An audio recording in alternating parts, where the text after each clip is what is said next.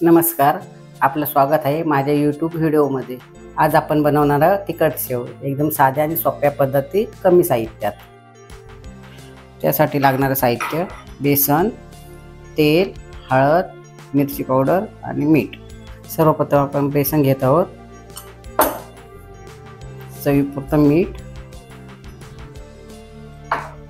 मिरची पावडर, हळद, तेल।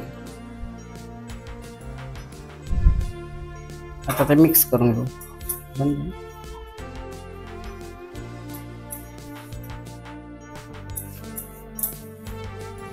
आता पिठामध्ये थोडं थोडं पाणी टाकून पीठ भिजवून घेऊ।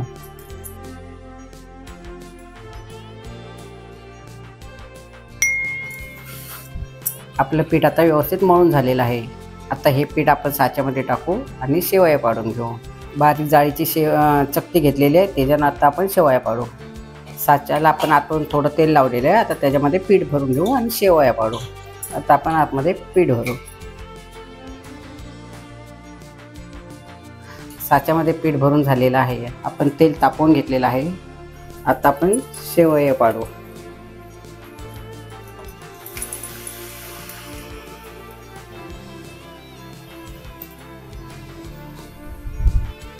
आता मंद आचेवर तळून घेऊ।